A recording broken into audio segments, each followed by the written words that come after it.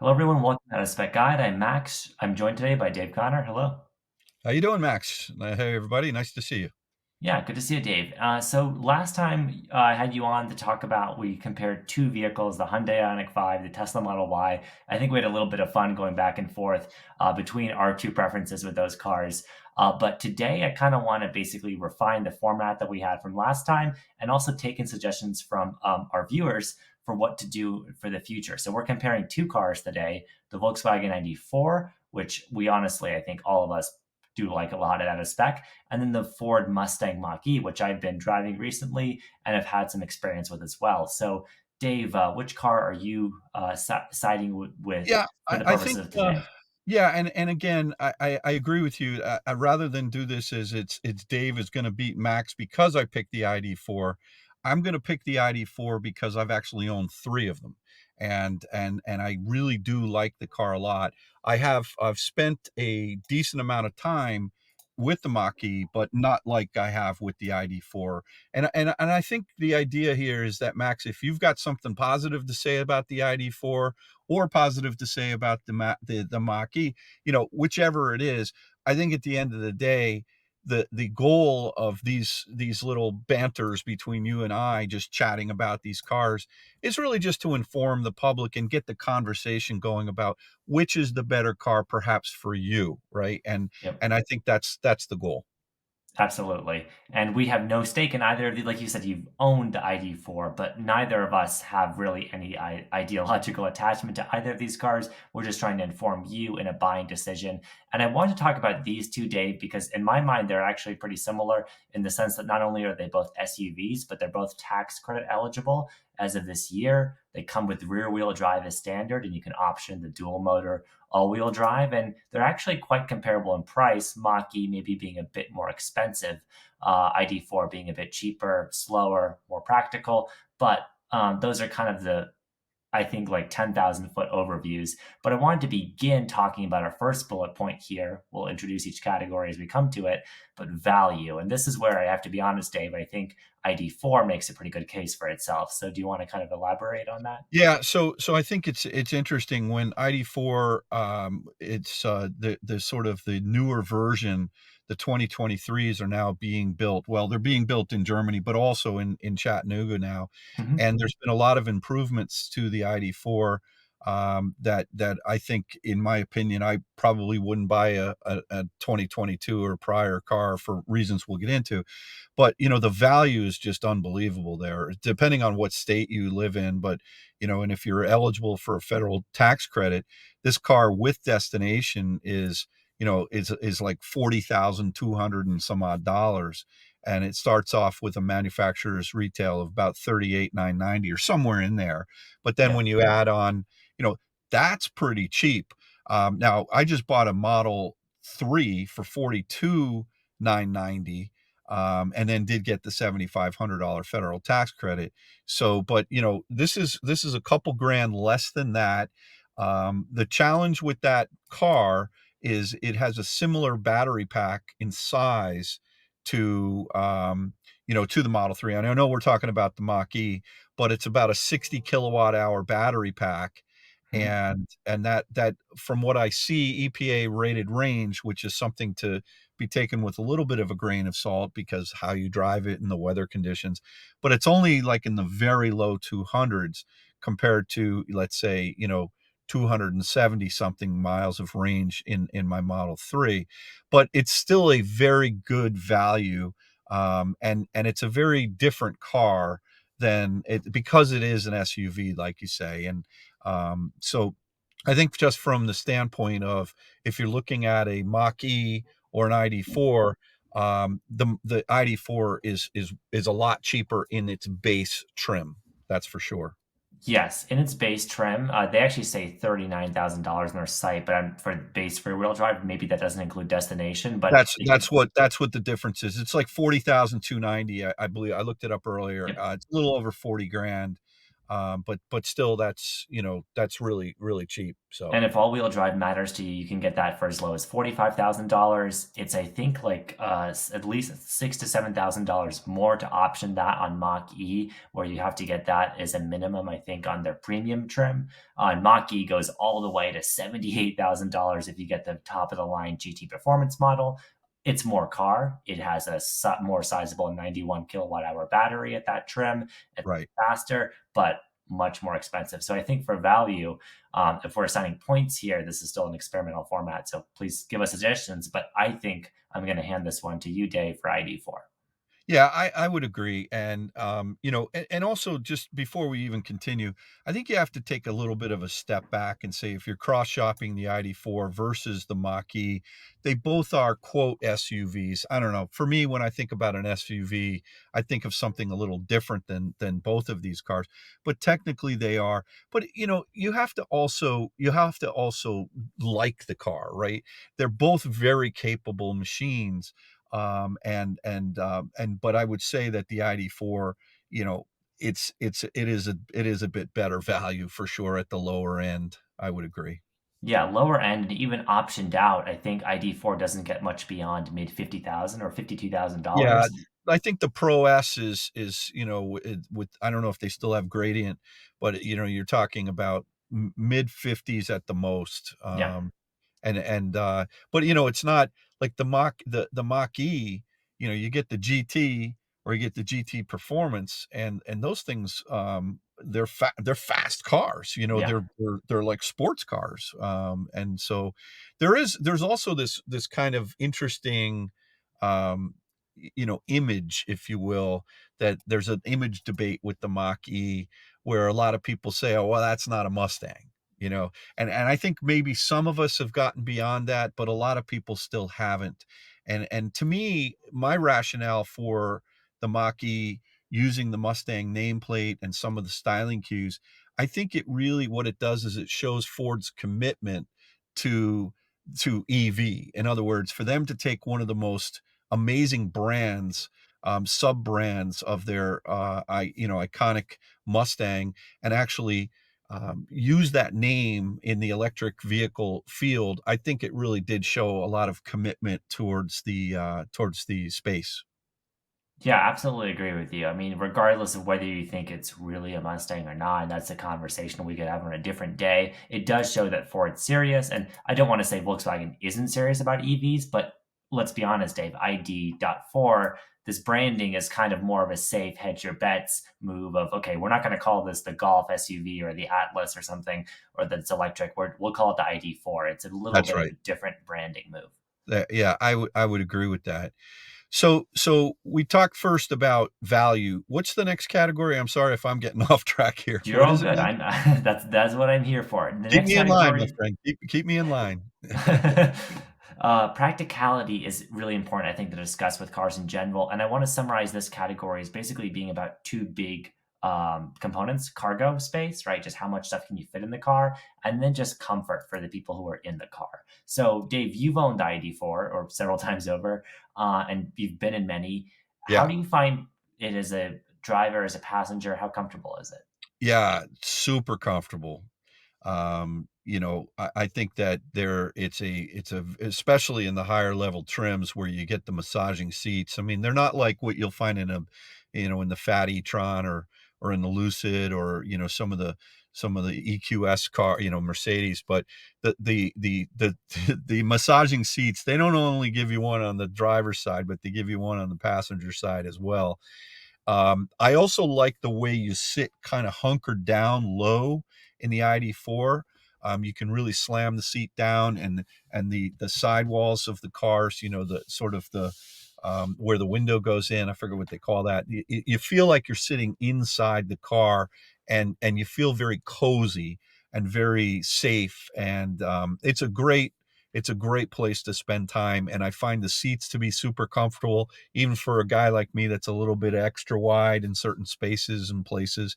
So I think it's, compared to sitting in the Mustang, And the higher trims, they start getting fancy with the seats, like in the GT. And you're a triathlete, Max, right? You're thin and nice and nimble, and sitting in there with the bolsters and all that. I find that it's interesting. I found that the Mach-E Performance GT Performance is a more comfortable seat for me than even the GT was. But for me, I would say that comfort wise, um, if we're going to talk about the space itself, I give it to the ID.4. That's just where my nod goes. Right. Well, I think you're onto something there in that it is a comfortable space. I've been in ID4s myself too, and I do like the standard equipment they offer you. And then optionable, it can be a great winter car, I think, with the heated wheels, seats, everything. I mean, that and the mirrors and glass. I mean, that's very practical. The Mach E, I kind of agree with your assessment where like the bolstering and the seats and everything speaks to the more sporty nature of the car. Yeah, Again, is it a Mustang? Up to you. But it is a definitely more sporty personality that yeah, I do like in the front seats, but I've got to be honest, the back seats of that car in the cargo space, while the numbers actually look comparable to ID.4, my opinion and my experience is it's less usable because it's less of that boxy shape. It's trying to be more of like a sloped wagon on the back. And I think that compromises some of the space. That's my impression as a rear passenger in it. Another thing I really like about Mach-E, I don't know about you, Dave, in ID.4, but Mach-E has a front trunk, whichever preference you prefer for pronouncing it. But it's not a F-150 Lightning mega frunk. It's only 5 cubic feet of space, but it is there. It's weather sealed, and I do like having it. yeah. And the ID.4 doesn't even have one, right? Nope. Yeah. So, look, they're similar in size. It's funny. I find that I a lot of times when I forget I have a frunk, and I just end up when I go shopping, I just open the back and put my stuff in there. But you know what? I give you the nod from a having a frunk there. What's the cubic feet size difference between the ID.4 and the Mach-E though? Do you have that handy? I know with the rear seats, it's both actually 30 cubic feet or so. But then I know it comes to 64, they say, in Volkswagen site with rear seats folded down. Mach-E, I'm less clear. My guess is a little bit less. It Right. does give you the adjustable load floor, which I like. But I think cargo wise, it's more so the ID.4 seems to prioritize passenger space, particularly for the rear, whereas the Yeah. Mach-E gives a similar amount of cargo space but kind of sacrifices a little bit for the people who have to sit in the second row. Right, right. Yeah. No, I would agree with that. Look, it's front seat passenger space. They're both very good. Headroom wise, I'm 6'5". I fit both, pretty well in both of the vehicles, especially when they have the glass roofs I guess my first ID.4 had a metal roof, and I didn't have any issue with headroom in that either. And so yeah, really, really both very comfortable cars. As a matter of fact, I know we haven't talked about comfort yet, but the Magna Ride in the GT Performance is amazing. That thing just really floats. It's a great suspension. You would think that because it's GT Performance, it's going to be a lot more firm and all that, and it's Mhm. actually it's it's not. It's a better riding car than the others that I've been in. I've only been in the GT, so in the Yeah, I GT agree with Performance. you. Almost a different price category at that point, but the Yeah, Magnerite suspension is just, I've heard nothing but lovely things about it. I want yeah, to talk about your glass roof point because I'm glad you brought it up. You can actually use a sunshade on ID4, whereas the Mach-E is a tinted panoramic roof when you option that, but there's no shade that I found, which I don't understand and I'm not a huge fan of. I will say it's a very dark tint, so you're not going to get sunburn, but it is a little bit of extra ambient light in the cabin if you don't want it. yeah. No better sunshade that I've seen in any of these cars other than the EGMP platform, the how they come together and they're like almost like a hard platform. The ID.4 is a sunshade, but it's got little tiny holes in it, so it does let light in there. And it Mhm. definitely is more um, opaque than the Mach-E being a very dark tint. Yeah. But yeah, it's nice on a hot day. If I were living in the real, down in Florida, I would probably close that thing on a hot day for sure.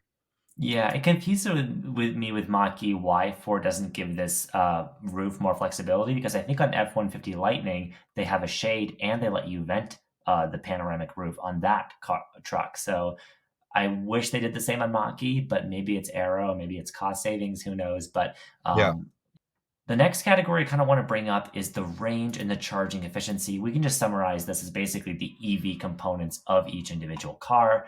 So they're both ground up electric vehicles, which we love to see. It means that I think they're both relatively pretty efficient, get decent range. But what are we looking at in general with ID.4 and its whole platform? I mean, look, I think that in the small battery pack, you're if you get 200 miles, you're doing well. In bad weather, cold weather, if you see 160, you're gonna probably be happy, and just you gotta be careful with that. Um, I think 250, 260 at the most on the big battery pack. If I'm not mistaken, it's somewhere around 75 kilowatt hours. Whereas you compare that to the Mustang Mach-E, big battery is 91, 92 kilowatt hours. You're well over 300. And what I'm talking here is EPA rated range. And there's different ways that EPA um, gives instructions to the manufacturers as to how to rate their cars. But generally speaking, you got a lot more range with the big battery pack Mach-E than you would with the big battery pack ID.4. That's true, with the caveat that especially on the higher trims like GT Performance, let's say, Mach-E is less efficient. However, I think it overcomes that lack of efficiency because the battery is so much darn bigger. I mean, 91 kilowatt hours, we're talking about basically premium EV territory, and you Yeah, get that range that in the real world could actually see you to 300 miles and maybe even north of that. right, ID.4, you're not going to see that. right, right. Yeah, and one of the other things that I don't know if this is a forgive me, I mean, we're getting new at this format here, but the charging performance, of the ID.4, especially in cold weather, really suffers because Mhm. there's no battery preconditioning on that car, and I don't know if there is. I should know this, but I don't know if there is on the Mach-E or not. Mach-E, I believe, has a few charging issues, one of which is no preconditioning. The other being the fact that you doesn't show you the kilowatt rate on the car. Kyle complains about this all the time, so do I. If the charger you're plugged into doesn't show you your kilowatts, you have to go with the car's estimation of when it's going to be done at a DC fast charger, which I am not a huge fan of. I wish they Yeah, would just tell you what current rate it's getting.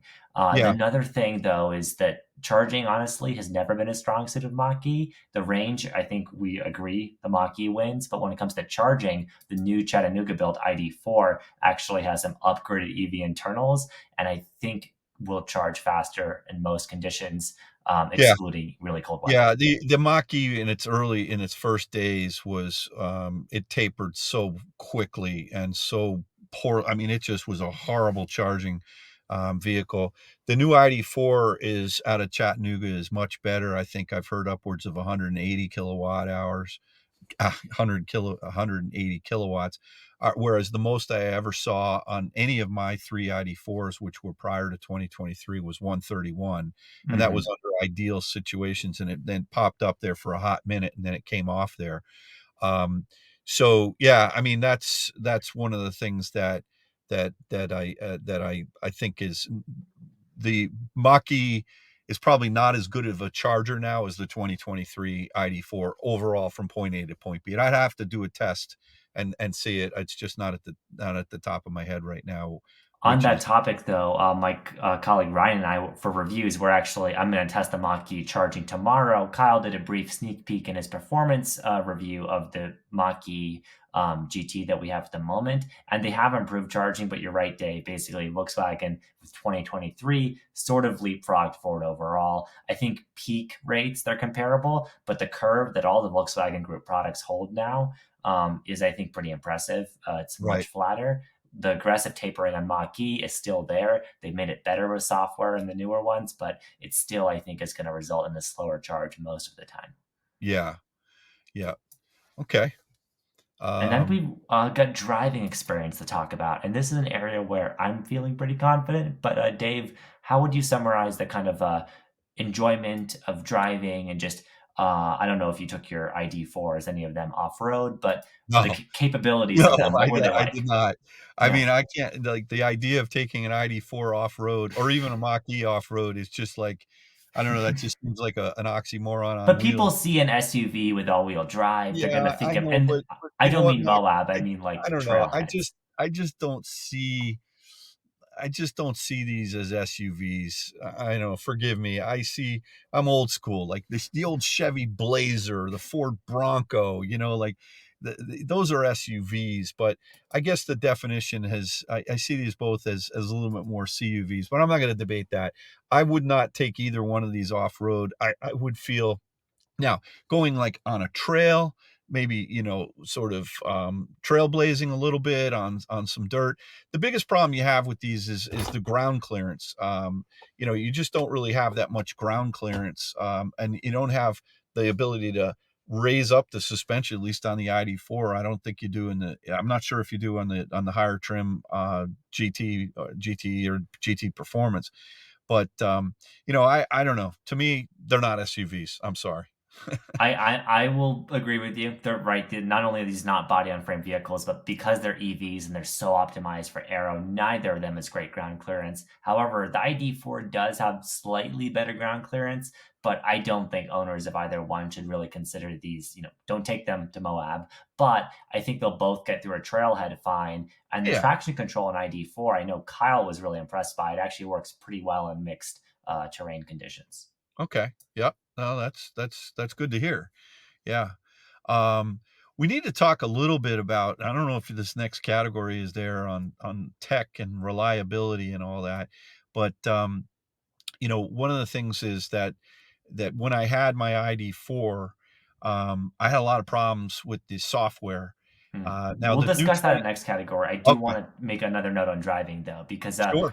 I've been giving a lot of concessions, Dave, to ID4, and it does get a lot of things right. But I think we should be honest when it comes to the fun to drive factor and the performance. It's not just the numbers. I think the experience wise, the Mach-E, in my view, kind of hands down just wins. Yeah, I totally agree with you, especially with the GT trims. I mean, it's a sporty car. You get in that thing, it handles really well. It's got skinny tires on it. They look a little silly to me for it's a Mustang GT, and then you got these whatever tiny little side, tires. But the thing handles really well, and it goes. I mean, I had a buddy of mine has a Mustang. He had a Mach-E GT, and Grabber Blue, his wife's car, and then he's been in my videos, and then he upgraded to the Mach-E Performance GT, um, and that thing was we pulled 3.5 seconds in that. That's fast. You Yeah. compare that just from a speed wise standpoint to an ID.4 all-wheel drive, let's say a Pro S all-wheel drive, and I think you're about 5 seconds. Still no slouch. I mean, I think it's around there.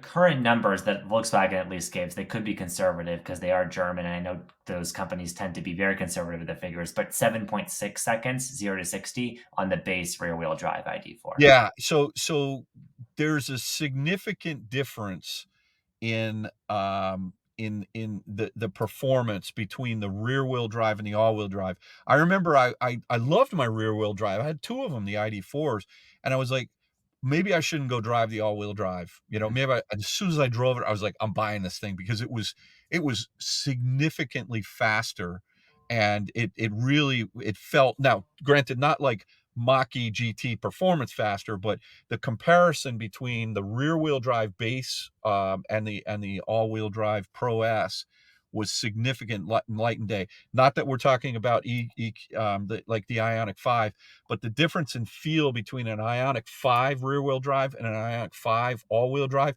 not as much as there is Mm. between the rear wheel drive and the all wheel drive ID.4. So that's something to think about. Drive them both yourself. Speed is something that's very, if you've never driven an electric car before and you get into a rear wheel drive ID.4, the thing's going to jump. You're going to feel like that thing jumps off the line because of the torque. Yeah. So, you really need to drive these for yourself to make up your mind. But on paper, the stats between the rear wheel drive ID.4 and the all wheel drive is significant. Yeah, I agree with you, Dave. And I put it this way: I would say that unless you're stretching your budget, almost everyone getting the ID.4 should spend the $4 or $5,000 surcharge to get not just the all-wheel drive, but that bigger battery, go beyond the 68 kilowatt hour unit, because you get bigger battery, like you said, substantially more performance, and then the confidence of all-wheel drive if that's important to you. So huge delta, and $4,000. It's not an insignificant amount of money, but I would argue very well worth it. Whereas Mach-E rear wheel drive's already sub 6 second 0 to 60. Very quick vehicle. I drove one in Hawaii, the base, not the base, but the California Route 1 rear wheel drive spec, which is, optimized to get the most range. Right. It's a fun car still in rear wheel drive, guys. It's fast. The traction control isn't that intrusive. It's great on, good weather roads. And it's just I don't know. I found it to be a very fun car. Still keeping in mind, this is a CUV. This is not really a Yeah, Mustang yeah. coupe, but I liked it. Yeah. No, I agree with you. I absolutely think the Mustang, it's got the heritage of the Mustang. It's sporty. I know a lot of people are probably sitting there, "Oh, Dave, what are you, crazy?" But it really feels more sporty, and the ID.4 feels more soccer momish, cruising down the road, a little bit more wafty. But don't kid yourself. That thing, when you put it up on its edge in a curve, it holds in pretty good, the ID.4, I found. I thought it was a great car overall. You know what the thing is, Max? Both these cars are great. They're really good cars. Yeah. It's hard to debate it, because they're both excellent. It's a question of what do you like better? Yeah, we're not talking. I mean, these are both competitive cars in their segment. I don't know if they're the most competitive. We brought up Tesla and the Hyundai Ioniq in the previous episode, and if you haven't seen that, you can watch that. But I want to talk about our last category here, which is really relevant to both cars. I think the technology and the features. You touched on this earlier, but this would include everything from the driver assistance to like just the software experience on the car. And you Yeah. mentioned ID.4. There's a few issues. Right. So historically, there's been issues. I'm hearing there still are potentially some issues out of the 2023. First thing is, when you used to get the older ID.4s, the base models, they came with I think it was a 10.4-inch screen, and then if you upped for the more money, then you got the 12-inch or 12.3-inch screen. I can't remember the exact statistic. That's no longer the case. So even if you get the base ID.4 today, that thing comes with the big 12-inch screen, which is really nice. You also get, in addition to that screen, you get a center screen, or actually a screen right in front of the steering wheel Mhm. that is more conventional. As it feels very conventional compared to a Model 3. The one thing though, that if you're thinking about buying an ID.4 and you're a button guy or a button gal, the one thing I will caution you about is go check out the quote haptic buttons that are on the steering wheel and on the center console for changing or selecting things like air conditioning or radio stations. They're not physical buttons that you push. They're actually pieces of plastic that when you put pressure on them, they give you force feedback that says, okay, I have received the message that you want this button to be pushed. It's kind of a weird feeling. I got used to it after a while. As a matter of fact, I think Porsche has moved to that in their Taycan and also in the new Macan EVs. And I'm not really a big fan of these haptic buttons, but that's something to consider. Check it out for yourself. Yeah, I have mixed feelings on those. I like some things, like the way you can swipe for temperature. I think they actually do a pretty decent job of. As far as haptics go, Volkswagen Group, up and down the line, Audi, Porsche, they have experience with haptics. Nonetheless, I think they might have gone a bit too far with this interior. And I have to say, the Mach-E interior with the traditional steering wheel and buttons for everything, and the volume knob on its own big vertical touchscreen, Yeah. while not It's perfect either, I prefer it personally. Yeah, I mean, look, that thing looks like somebody stuck a huge iPad right on the middle of the dash, but it is a beautiful screen, and I think I prefer the Mach-E's interior, from the way the electronics. The weird thing is how they have this dial at the bottom that's kind of combining touch with physical. I don't know, I kinda liked it, but it's, 'cause it sort of bridges the gap between the 2. But, the ID.4 and the execution of that, versus the Mach-E. Again, they both work, but you're gonna have to kind of maybe figure out which one you like a little bit better. Just drive them both again is my suggestion. Yeah, and it's interesting because you would think the design of the Mach-E having this big iPad-style touchscreen would be more tech forward, and maybe in some ways it is. But if anything, I think the lack of haptics, the fact that the climate controls are always very prominently visible because the screen's so darn big, actually makes it to me more intuitive than the kind of, haptic strip at the bottom of their landscape screen that Volkswagen uses. And then I just have to harp again on the steering wheel. To me, the Ford, it may be plastic buttons, but they're just built so sturdily. They're reliable. I know when I've pressed them. I am not a fan of the piano black Yeah. haptic finish that Volkswagen uses on their steering Yeah, it wheels. gets a lot of fingerprints on there, and then the other thing the ID.4 used that I always found not to be great was these gestures. Now, maybe you alluded to that before, where you can just with your hand make, like you got a fly and the fly's bugging you or mosquitoes in your face, and I don't know, it's kind of like those things when you kick underneath the back of the car to open up the rear trunk and you get embarrassed because it never Works works. every time, half of the time. I know, and, like, I could never get the gestures to work, but there was one where you just, like, you put your hand up towards the light, and the light would go on. That worked pretty well, and I found that, the menus, I never really lived in them. I used a lot of the voice recognition, and I used to laugh with the thing could never understand what I was saying in the ID.4, and it was doing weird things, and my wife would laugh at me, and it was actually kind of entertaining. I don't know if they've gotten that to be a little bit more refined now or better, but hopefully they have. When it comes to the touch side of it, where it's more of a gesture where you slide your finger, it's fine. But I agree with you, Dave. The air waving stuff and I don't think it's reliable still, having been in a 2023. Not a fan of it. Another note on technology that I have to kind of give to Mach-E, both of these cars, standard Apple CarPlay, Android Auto, that's great. The Apple CarPlay integration, in particular on Mach-E, is the best I've seen in any car. Interesting. Okay. So Yeah, let's I say I'm mean, using Apple Maps. It's actually going to show me the route guidance on the driver's screen for Mach-E, the one behind the steering wheel. It's integrated into the car. It does both on the higher end trims, wired and wireless Apple CarPlay. It gives you a choice. The performance of it's phenomenal. It scales really well on their big screen. It gives you basically a full screen Apple CarPlay view. The 12-inch Volkswagen screen isn't small, but by today's standards, where cars are doing all these big screens like Mach-E, I just don't think it compares. yeah. Okay, that's fair. I had not seen the implementation of CarPlay on the Mach-E. It worked fine for me. Car When it worked fine for me. CarPlay on the ID.4, but they Mhm. were they were big icons, and you had to swipe across for it was. Whereas I think you got a lot more real estate in the Yep. Mach-E. Yep, it does scale things big, so I feel like they could honestly fit more real estate if they want to. It's almost optimized for users who maybe don't want like a computer on it, but I think that's friendly. The Mach-E is so big that it has the space to spare to magnify everything and just put it front and center and still give you that real estate. So I Right. kind of prefer the software generally, but there's a huge aspect of technology we haven't discussed, which is driver assistance. Both of these cars offer it. How do you like the adaptive driving aids on ID4? Ah, boy, it's been too long for me to comment on that. I don't think I had any complaints about it other than the fact that it's, I don't remember. How's that? I mean, I just Okay, don't so not I exceptional, perhaps. not exceptional, no, not Yeah, exceptional. I think it was just okay. It wasn't great.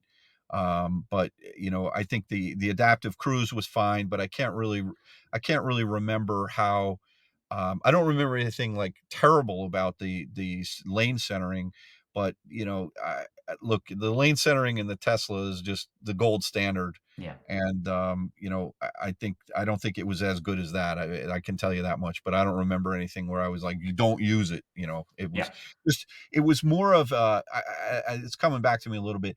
It would definitely around challenging turns, I was having to take over. It just didn't Mhm. it didn't work. For regular, like, just cruising down the lane in the center, it worked fine, but it wasn't as refined as others that I've used. Yeah, I would kind of I think your experience holds up. They have made it really I think the lane centering is better now, and, Kyle really loves the feature where you can actually nudge it in the lane to, like, let's say, bias towards the left or right side of the lane with the steering wheel, and it'll remember that position and track it. Let's say, you're passing an obstacle in the road. That's a really nice feature. But generally, I kind of agree with you. It's a very status quo system. It's branded IQ Drive. I don't find it to be bad in any way, but it's not exceptional. And I'll say Blue Cruise on the Ford, until recently, was also in that same category. But with some of the recent updates they've made, I found the lane centering is actually really good now, and their adaptive cruise works well. And then it does the lane changes with assistance on Blue Cruise. So on a pre-mapped highway in particular, I really like using Blue Cruise. I think it's better than ID.4, and general and driver assistance, I think they're very comparable. Okay. Yeah, that's fair. I don't have enough data points, recent data points to comment on it. But yeah, I mean, yeah, I'll leave it there. Yeah, well, that's a good place to leave it. But basically, it sounds like, let's just kind of give a quick summary of what we've gone over. Value, we're giving that to ID.4 just because across the lineup, it's a cheaper car. We have to be honest. It's just giving you a little bit more for the money, not in terms of performance, but just it's a lot of car, and it is substantially cheaper at every trim level than the Mach-E is. Yeah. I would also say that, you know, the elephant in the room here are the Tesla price decreases that they've had. Yeah, And I don't think we could fairly, advise our viewers without talking about the amazing value that you can get with Tesla. yeah, Model 3, the LFP, the one I've got, and even the Model Y at, just a little north of 50 grand right now, plus yeah. eligible for $7,500 federal tax credit. I mean, boy, oh boy, that's got to be giving you some pricing power when you walk into a Ford dealership or an ID.4, a Volkswagen Well, dealership Ford right now. already had to discount the prices for Mach-E. I think that's why the only reason we're even making this video on Mach-E is remotely competitive is because of that price cut. Even still, we're talking about Tesla because let's be honest, it's still kind of a toss-up, and Tesla kind of is coming right for their throats, I think. Yeah, and I'm not sure about Mustang, the Mach-E, if they include free EA or not, but I know they do with the ID.4. And you and I are going to make a whole video on free supercharging or free whatever charging, DC fast Yeah. charging. Ford Um, gives you 250 kilowatt hours, which is actually, I think, an interesting incentive, an amount of battery capacity, whereas I believe Volkswagen gives you like 2 to 3 years of free yeah, charging at EA yeah, and I think stations. it's causing a lot of bad behavior for Yeah, people. But yeah, look, it is what it is. So right. look, at the end of the day here, my friend, I think these are both really, it just kind of depends on who you are and what you like, but they're both very good cars. They're from very established, mainstream sort of, major corporations that I wouldn't worry about in terms of their being around in 2 or 3 or 4 years. Yeah, The service of them, I think you'll find that to be a lot more available across the country if you're going on a road trip. Either one of these vehicles, you're going to find lots of dealers that will be able to support them. Each one of these cars has fantastic communities that have people with a lot of pride, on each one of them. And and the ID family is continuing to grow, with the ID.5, which is basically an ID.4 with a slanted roof that I'm not a big fan of. But there's a lot of new models coming out in the ID line. And I think that they have shown a tremendous amount of commitment to EVs in general across their entire line. Ford, look, this was their first real EV, the Mustang Mach-E. And I think the next generation, you'll find it all within the F-150 today, and then what they're going to do in the future. So to me, I feel like the Mach-E is a little bit antiquated in terms of its technology, because of what I see that the F-150 can do. So we won't get into that debate. I know we've been going super long here, but it's those are my ending thoughts. Go drive both these cars, hammer the dealers, and try and get the best deal you can, yeah. because it's a challenging market out there. And if you have any questions, please put them down in the comments. We'll try to answer as many as we can. Yeah, those are great concluding thoughts, Dave, and I cannot agree with you more. Those Tesla price cuts are leverage. Use those because even with the dropped MSRP, the Mach-E in particular, I think is still a little pricey. ID.4 is kind of a bargain, but you still have power, I think. And these 2023 cars, you really should be making sure that considering them if you're tax credit eligible. Ryan and I did a whole video on how to find out if you're eligible for that. But if you meet the income requirements, I both of these do get that $7,500 IRS benefit, which I think is a big thing to consider. So Right. that's a No, good that's place. great. Yeah. Well, Max, thanks again for asking me. I don't know, you Yeah, keep asking me for help, and I'm happy to be here. I don't know if anything I say ever helps anybody, but, listen, I think that they're both great cars. Best of luck to you in your shopping, and like I said before, if we can ever be of any help, please reach out to us. absolutely. Thanks so much for joining me, Dave, and can't wait for the next one. Absolutely. Have a good night. Take care, You too. Max. Bye-bye.